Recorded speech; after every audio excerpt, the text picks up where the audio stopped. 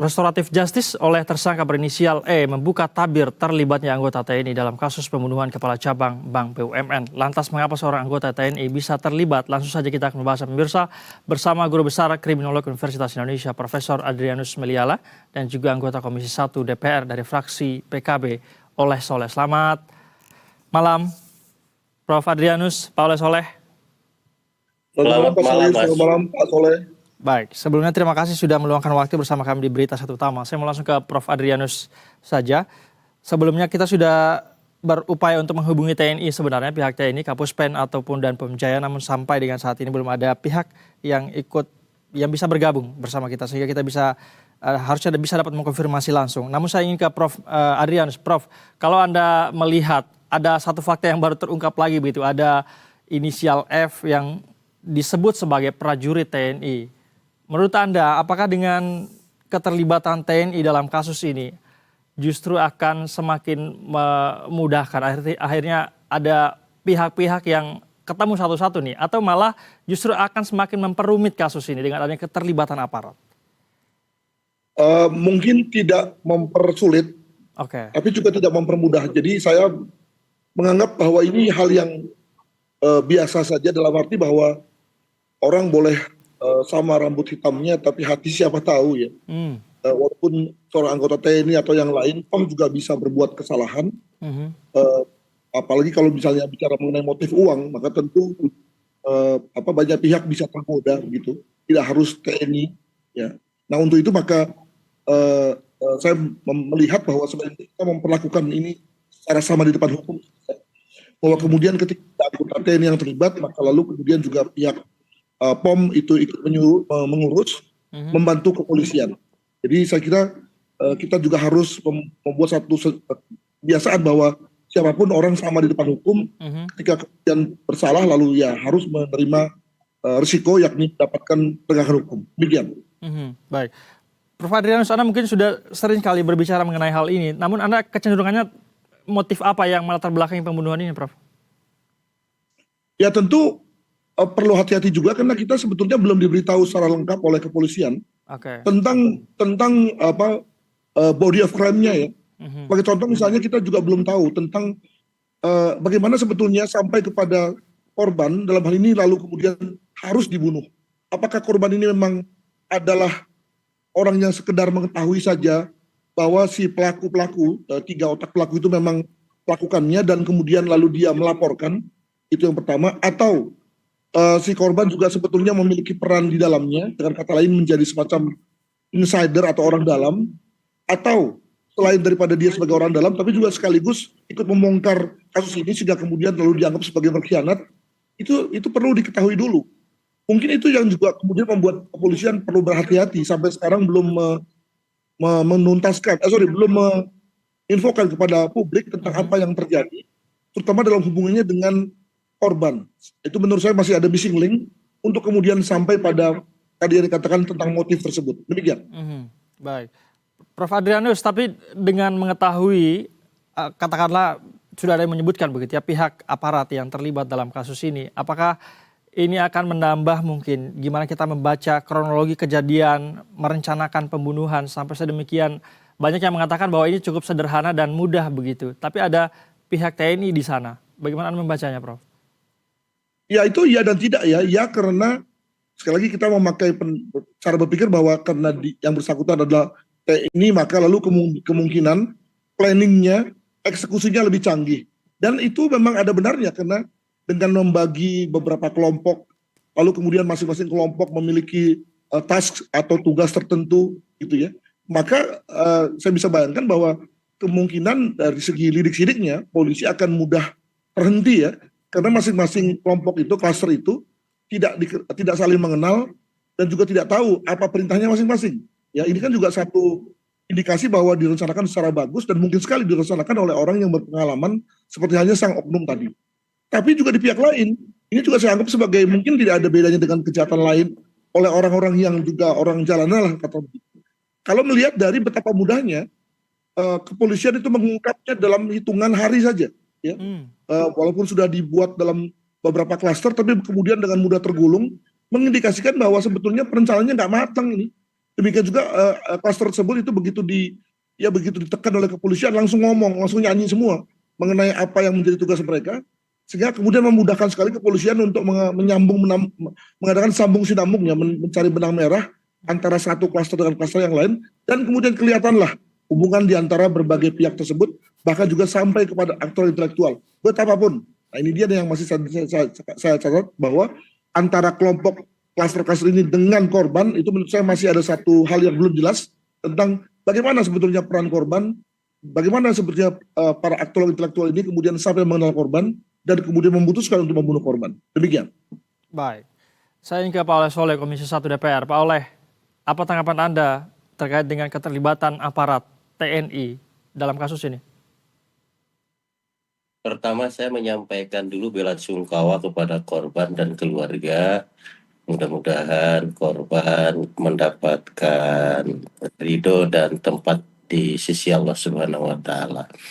Yang kedua tentu mengapresiasi kinerja Pak Polisi dalam hal pengusutan tentang tindak pidana ini. Yang ketiga, bahwasanya siapapun yang terlibat dalam hal perkara pidana atau melanggar hukum apapun, maka tidak ada kekebalan hukum siapapun itu, dari Pak Presiden hingga rakyat jelata di hadapan hukum sama. Nah, begitupun terjadi pada proses pembunuhan daripada karyawan bank plat merah ini.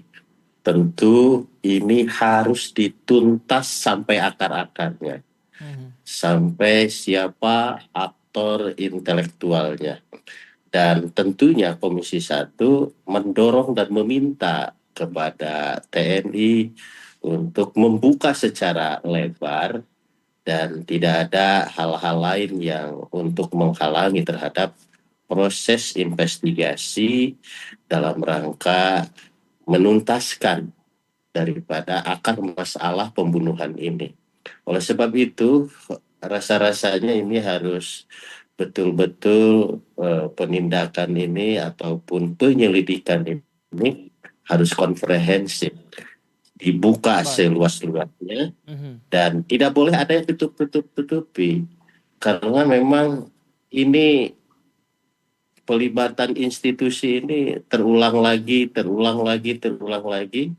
Sudahlah, stop sampai di sini. Ke depan tidak boleh lagi ada institusi yang terlibat dalam hal-hal yang negatif seperti ini.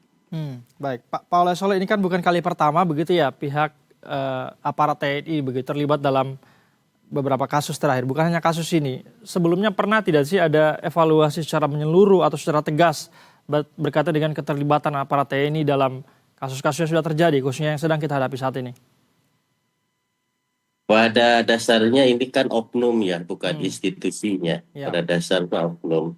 Kita juga memahami tidak cukup mudah untuk mengontrol ratusan ribu para prajurit yang ada di TNI. Dan bukan hanya TNI, polisi sendiri ataupun ASN-ASN yang lain. Tidak cukup mudah untuk mengontrol daripada anggotanya masing-masing. Namun demikian, tentu harus membuat efek jera. Efek jera ini. Nah, efek jeranya adalah siapapun orang yang terlibat dalam tindak pidana, maka dia harus dihukum seberat-beratnya. Kalau tidak ada hukuman seberat-beratnya, atau tanda quote and quote ada perlindungan, ataupun ada hukuman yang ringan, ini juga tidak akan menimbulkan efek jera. Nah, oleh sebab itu, sekali lagi kita dorong bersama, kita dukung bersama kepada Polri untuk membuka selebar-lebarnya secara transparan, karena memang tadi kata Prof juga ini bukti-bukti pidananya sudah jelas, sudah terencana, kemudian sudah ditemukan fakta-fakta, tinggal dibuka saja apakah betul dia anggota TNI atau bukan gitu. Dan ini juga harus clear. jangan sampai Hmm. ini isunya ada anggota TNI tiba-tiba bukan gitu. Ya saya juga jangan sampai ke sana gitu maksudnya. Nah oleh sebab Mhm. itu betul-betul ini harus betul-betul komprehensif, Pak Oleh, ini harus betul.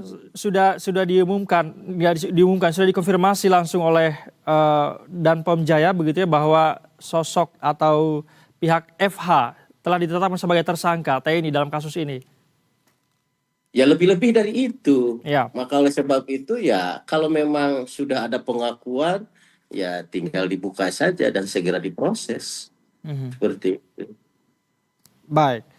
Balik lagi saya ingin disclaimer bahwa kami telah berupaya untuk menghubungi pihak TNI untuk mengkonfirmasi langsung hal ini, namun nampaknya belum bisa bergabung dengan kita di hingga malam ini. Saya ingin kembali ke Prof. Adrianus. Prof. Adrianus, tadi Anda mengatakan bahwa bisa yes atau no berkaitan dengan kecanggihan kronologi kalau kita lihat begitu ya. Kalau misalnya ada melibatkan TNI harusnya lebih canggih begitu. Tapi sayangnya itu sangat mudah sekali diungkap. Hanya butuh beberapa jam saja setelah pembunuhan.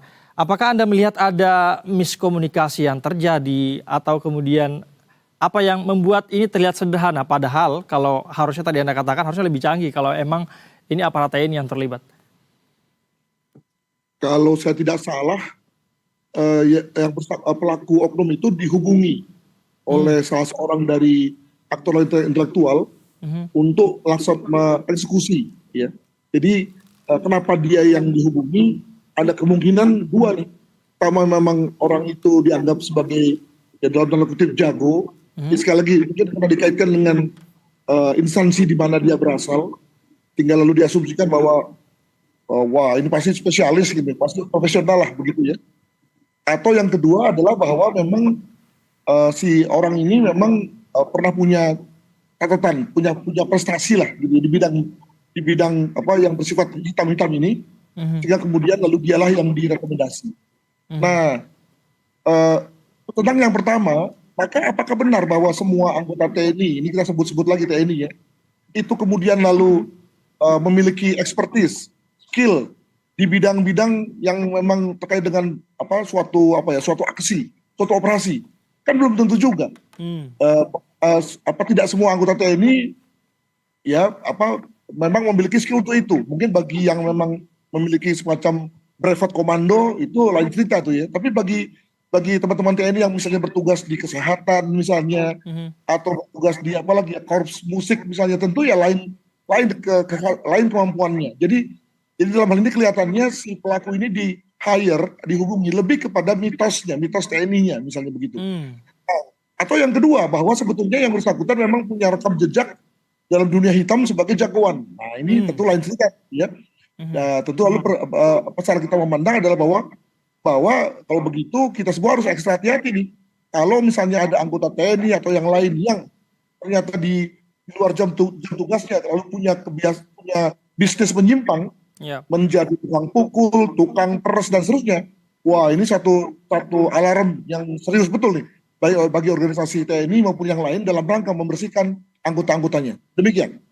Prof. Adrianus, banyak juga kemudian asumsi yang menyebut bahwa ini sengaja dilakukan dan dilakukan secara mudah begitu diungkap. Kemudian pembuangan jenazah juga tidak begitu jauh dari permukiman warga, hanya berjarak sekitar ratusan meter, untuk memberikan pesan atau untuk mengancam orang-orang yang mengganggu katakanlah bisnis, jika itu terkait dengan bisnis ini akan mati dengan mudah, tidak perlu dengan hukum yang berlaku. Bagaimana menurut Anda, Prof? Ya kalau itu adalah geng war, iya.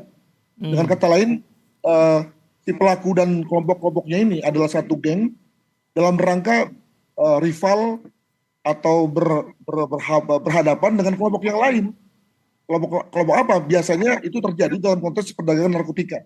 Di dalam rangka misalnya memperebutkan penguasa atau suatu wilayah, itu wilayah yang tinggi marketnya gitu ya. Maka kemudian terjadi perebutan. Nah, untuk supaya kemudian satu kelompok bisa jualan ya, mengedar narkotika secara aman, maka kemudian lalu kelompok yang lain disingkirkan dan terjadilah gang war dengan nuansa simbolik tersebut. Anggota diculik, bahkan dibunuh sebagai satu simbol pada yang lain agar jangan macam-macam ya. Nah, itu dalam konteks gang war narkotika. Ini kan enggak, paling minimal dari hal yang diinfokan kepada kita oleh polisi, ini soal fraud ini. Ada satu pihak berusaha untuk membobol bank dengan cara melakukan penggelapan dan juga penipuan. Penggelabuan dan penggelapan. Mhm. Nah, masalahnya adalah bahwa kalau kita percaya dengan opsi itu, maka rasanya dalam setiap kegiatan fraud dan forgery itu pasti ada orang dalamnya. Ya bisa juga sih orang luar melakukannya dengan berusaha menjebol aplikasi, tapi kan juga tidak terlalu mudah. Apalagi aplikasi perbankan pasti firewall-nya luar biasa tuh, supaya kemudian orang luar tidak bisa nyuri gitu ya uang masyarakat yang ada di bank itu. Akan jauh lebih aman kalau ada bantuan orang dalamnya. Nah, siapa orang dalam ini? Apakah korban itu orang dalam atau masih ada orang dalam lain yang belum diungkap oleh polisi yang diketahui oleh korban dan makanya kemudian korban layak untuk dibunuh atau apa? Itu yang kemudian menarik untuk diketahui. Demikian. Baik. Prof. Adrianus, menurut hemat Anda, apakah aktor intelektual sebenarnya ini sudah ikut ditangkap dari belasan tersangka yang sudah ditetapkan oleh pihak kepolisian atau sebenarnya belum? Ya, sekali lagi dengan mengikuti jalan berpikir polisi, ya kita ikut saja bahwa DH itu adalah aktor intelektualnya. Namun masih ada missing piece yang belum diutarakan oleh polisi. Tadi dua hal tadi. Pertama adalah siapa ordal lain, siapa ordal yang kemudian lalu menjadi bridging atau menjadi anchor dari kelompok ini di bank tersebut, atau apakah orang dalam itu adalah korban, gitu kan? Yang kemudian lalu entah karena salah atau karena mohon maaf berselingkuh dalam arti malah nyanyi kepada polisi tidak kemudian lalu layak untuk dibunuh, begitu ya. Baik. Nah, setelah itu dalam dunia kejahatan terorganisir memang yang namanya pengkhianatan itu lalu cenderung untuk dikenakan satu hukuman yang keras sekali, gitu, yakni mati. Mungkin begitu. Baik. Saya ingin ke Pak Oleh Soleh. Pak Oleh Soleh, tadi sebelumnya Anda sempat mention mengenai efek jera begitu. Menurut Anda di Komisi 1 DPR, efek jera seperti apa yang seharusnya diberikan agar anggota TNI tidak lagi terlibat dalam kasus-kasus seperti ini? Saya usul sih setiap orang yang pelaku pembunuhan, apalagi ini sudah perencanaan, ya sudah dihukum seberat-beratnya. Ya minimum dihukum seumur hidup, kalau enggak ya dihukum mati gitu kan. Kalau memang benar gitu. Karena memang hanya dengan hukuman berat, insya Allah Ta'ala ini akan mendatangkan efek jera. Itu yang pertama. Yang kedua tentu ini juga TNI harus melakukan perbaikan ke dalam. Katakan kalau misalkan Pak Presiden melakukan retret kepada para menteri, melakukan retret kepada para bupati, gubernur, saya rasa tidak salah kalau melakukan retret ulang gitu kepada seluruh segenap prajurit TNI. Bagaimana agar perilaku, kepribadian, nationnya, rasa menjaga Indonesia-nya lebih kuat lagi. Dan ini menjadi anomali. Dia bertugas untuk melindungi rakyat, tapi malah membunuh rakyat. Ini kan menjadi sebuah anomali. Nah, oleh sebab itu tentu ini harus melakukan penyegaran kembali. Selain daripada Korsa TNI harus diperkuat, ini juga perlu lagi penyegaran, storming daripada pikirannya di setiap anggota TNI di berbagai level tentunya, terutama di level-level tingkat bawah yang berhubungan dengan masyarakat. Baik. Perlu ada reformasi yang menyeluruh begitu ya Pak Oleh Soleh. Kita akan nantikan juga nanti seperti apa. Kita juga berharap agar Komisi 1 juga mendorong ini begitu ya. Karena mitranya bermitra dengan TNI. Terima kasih Pak Oleh Soleh. Prof. Adrianus sudah memberikan pandangan bersama kami di Berita Satu Utama. Selamat malam, salam sehat selalu. Selamat malam. Terima kasih Pak Said.